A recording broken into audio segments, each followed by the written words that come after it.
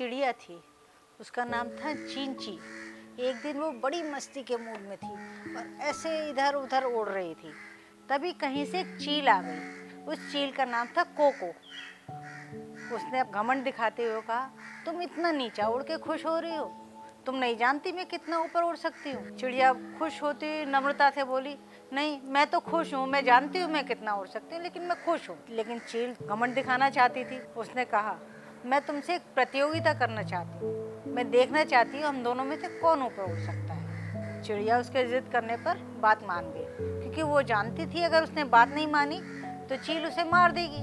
तो दोनों में ये तय हुआ कि वो एक पेड़ से उड़ान भरेंगे और दोनों पक्षी एक पेड़ पर आकर बैठ गए, चींची भी और कोको भी, और दोनों ने एक साथ उड़ान भरी। चील ने अपनी पूरी ताकत, पूरी क्षमता के साथ उड़ान भरी और तेजी से ऊपर चलती चली गई।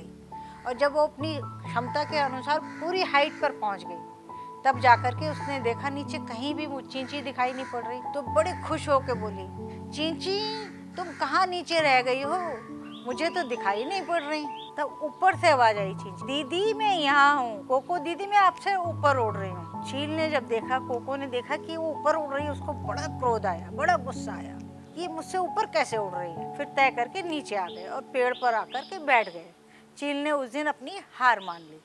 पर बच्चों तुम जानते हो, चिड़िया तो इतनी ऊपर जा ही नहीं सकती, वो कैसे जीती। उन दोनों ने जैसे ही साथ साथ उड़ना शुरू किया, वो चिड़िया जो थी वो कोको की पीठ पर बैठ गई, और जैसे ही वो उड़ी, वो इतनी हल्की थी चिड़िया कि कोको को पता ही नहीं लगा उसकी पीठ पर कोई बैठा है। और वो अपनी क्षमता के अनुसार सबसे ऊपर जब पहुंच गई और जैसे उसने आवाज लगाई चींची, तब चींची ने उड़ना शुरू किया और अपनी क्षमता के अनुसार पूरी हाइट तक पहुंच गई। तो उसने अपनी बुद्धि का इस्तेमाल करके उससे हारी हुई लड़ाई जीत ली। तो बच्चों जब कभी भी परेशानी में हो, कहीं ऐसी मुश्किल हो, कहीं ज़रूरत हो, तो अपना विवेक का इस्तेमाल करो, दिमाग का इस्तेमाल करो और अपनी लड़ाई को हारने मत। चिड़िया ने लड़ाई जीतने के लिए बेईमानी की या नहीं की?